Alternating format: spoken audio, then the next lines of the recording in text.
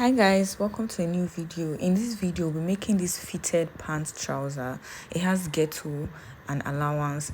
If this is something you'd like, keep watching. Please don't forget to like, share, comment, subscribe, and turn on notifications so you'll be notified whenever I make a new post. Thank you. Let's get into it. The major measurements we'll be needing for this pant is the waist, which is 28 inches, the hip, which is 43 inches, and the full length, which is 47 inches. The pant is quite long, as you can see from the video. Now for the other measurements, the easiest way for me to get my crotch depth is to actually divide my hip measurement by 4 inches. So I'm going to be saying 43 divided by 4, which is 10.75. I just approximated to 11 inches. Now for my crotch extension, I'm still going to be using my hip measurement, but this time I'll be dividing it by 20 for the front. So I'm going to get 2.15 and I'm just going to be using 2 inches for my front crotch extension.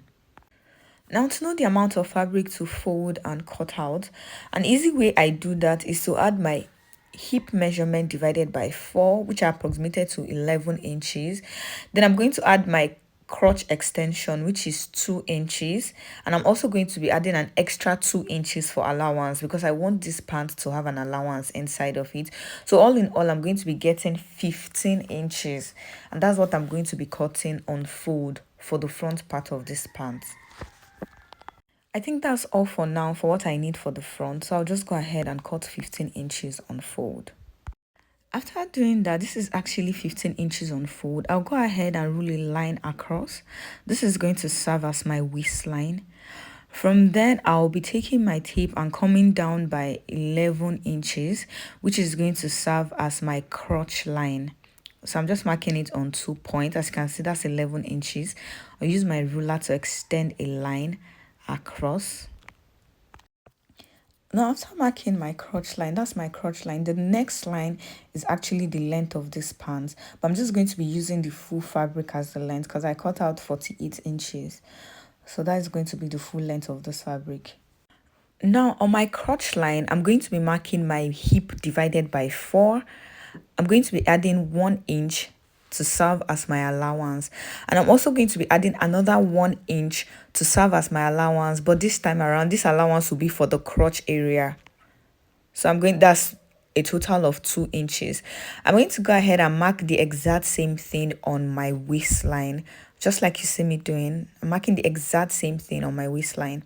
So after marking, I'm going to be using a ruler to extend the line from my crotch line to my waistline. You're going to make sure whatever you have on your crotch line is the exact same thing you have on your waistline. Now I'm just going to go out by 2 inches, which is my crotch extension, and then I'm just giving a nice curve to form my crotch extension. You can use like a French curve for this, but I just used my free hand. I'm just going ahead to measure again to be sure I have my hip divided by 4. 1 inch allowance we go for this crotch area, and the other 1 inch allowance we go for the side of the pants. I hope what I'm saying makes sense. On my waistline, what I'll basically be marking is my waist measurement plus 3 inches allowance.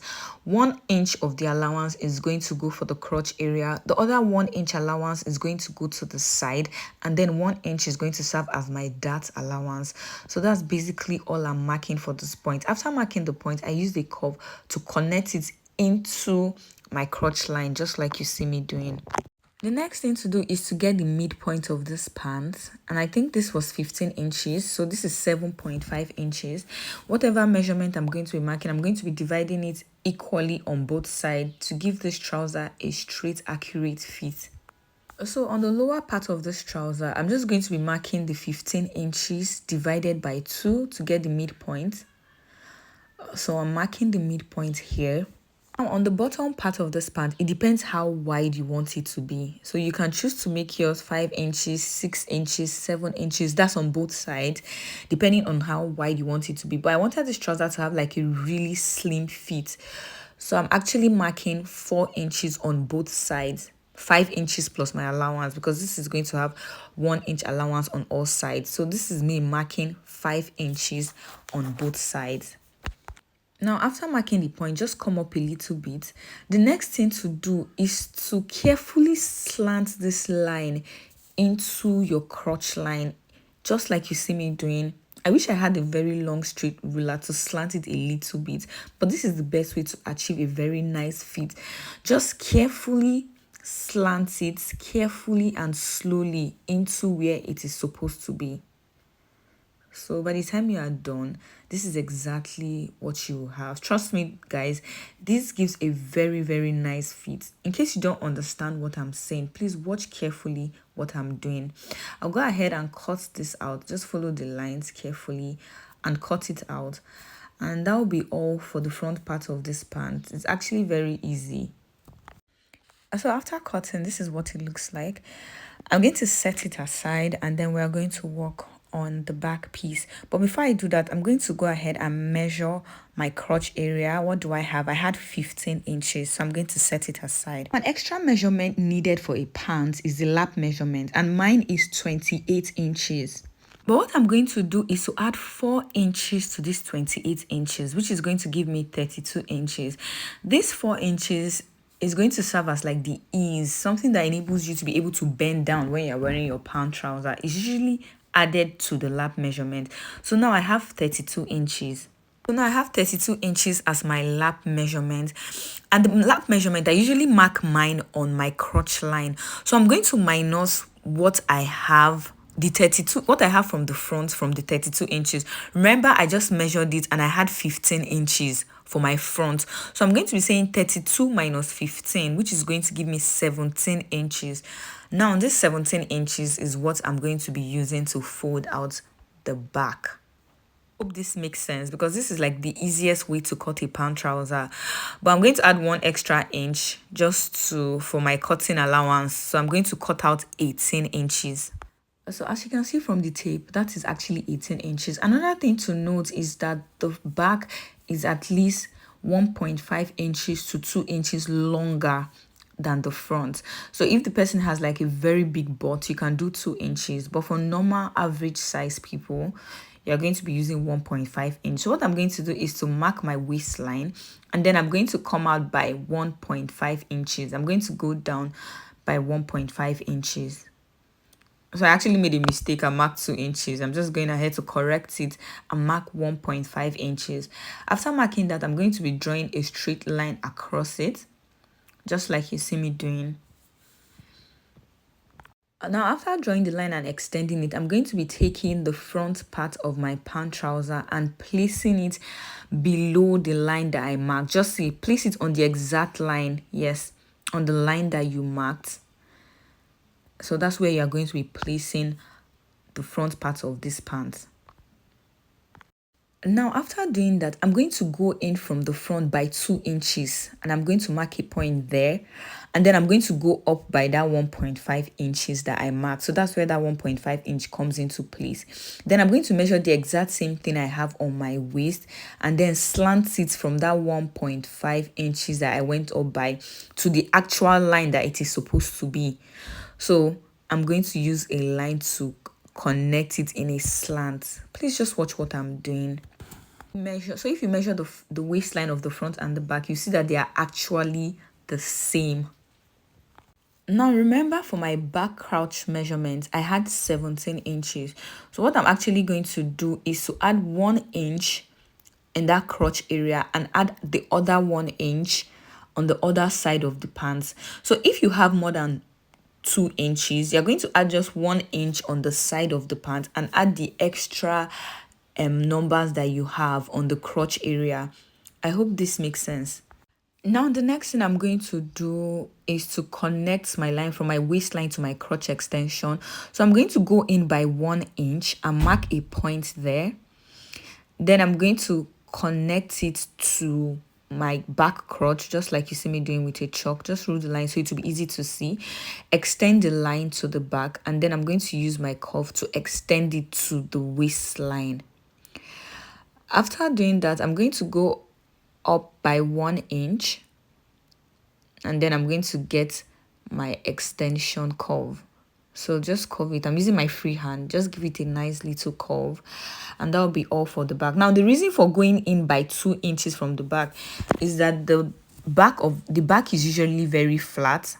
So if you want your pant to sit properly, you go in by 2 inches. Now I'm just going to go ahead to extend the line. I hope you can see the 1 inches on that far side, on the far end of the pants that I went in by. I'm going to connect from that 1 inch to the waistline of the back part, and then the next step is just to go down by 1 inch on both sides of the pants. So 1 inch down until you get to the bottom part of the pants. I just hope this thing is actually understandable. But I believe if you watch what I'm doing, you'll be able to get it. So I'm just taking away the front piece, and then I'm going to go ahead to cut out the back piece. So make sure you're cutting the up in a slant. So the waistline of the back part is 1.5 inches longer than the front.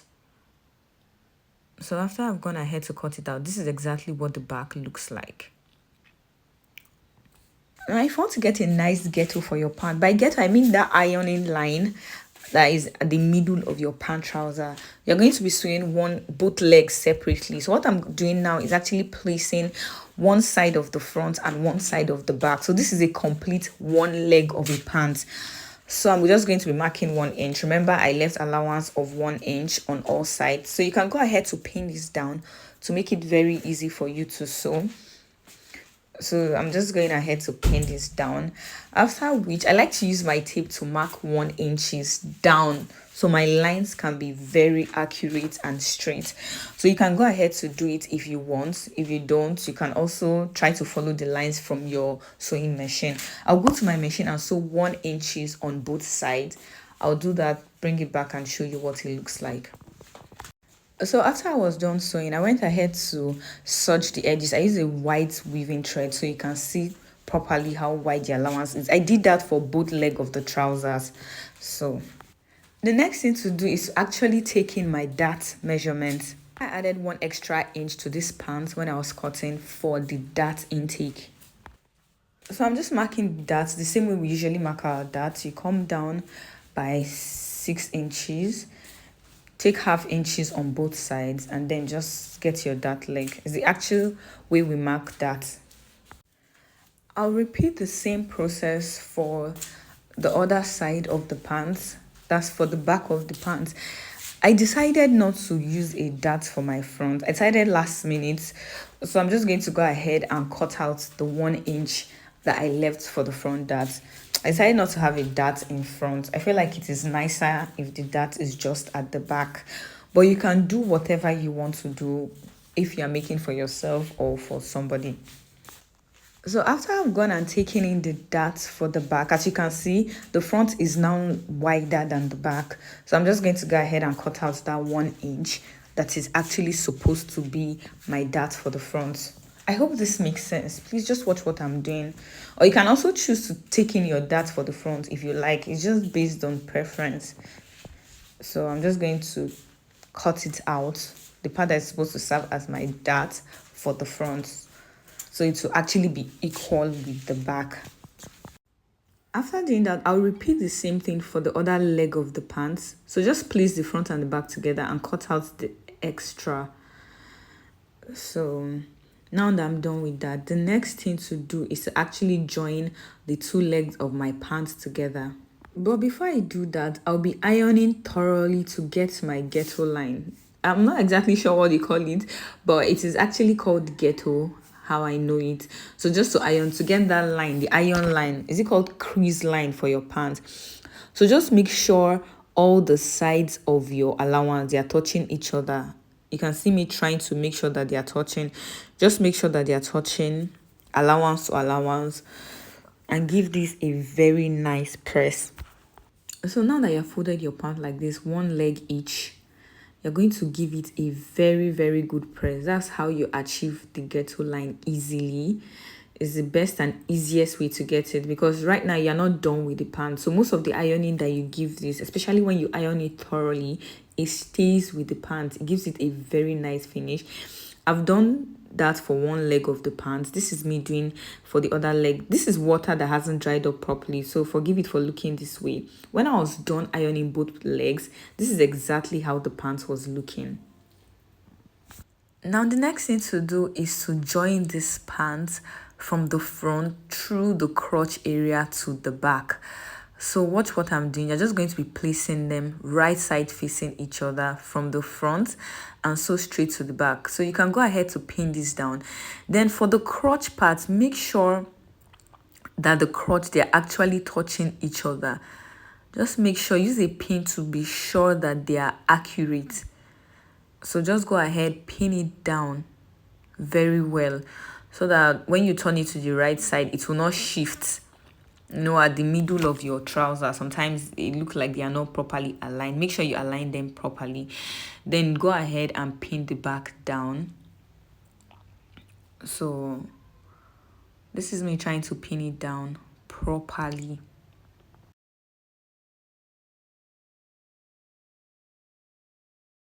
Now, after pinning it down, I turned it to the wrong side, so it will just be easy to work with. So everything will be on the wrong side.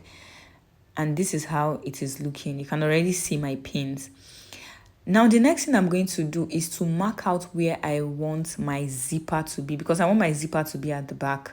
So I'm marking out 8 inches. I'm going to be marking a point there. And the reason why I'm marking the point is so that I'll be sewing with loose stitch on that area, so it will be easy for me to lose. So remember, my allowance is 1 inch on all sides of this band. So this is me just marking 1 inch straight down. Now, but there's something that you need to know. When you get to the crotch area, you have to mark 1/2 inch. That part is usually small. It's not up to 1 inch. So it's almost like when you're going from the 1 inch, you slant it down so that when you get to the middle of the pants, that's the part that will directly be under the part that you pin, where the two crotch comes together. You're just going to make sure that part is 1/2 inch. Please don't use 1 inch for that area. It's going to make it bulky. So as you can see me trying to slant it inside, as you can see, it gets smaller. So just make sure you use 1 inch on that area so that it will not be bulky. It is very nice when it lays completely flat. It helps your crotch area to get a nice fitting so it will not bulge. I hope this makes sense. So you're just going to go ahead and sew from the front part of your pants down to the back. But when you get to that area that I marked my zip allowance, use a loose stitch so you can easily lose it and fix your zipper when you are done.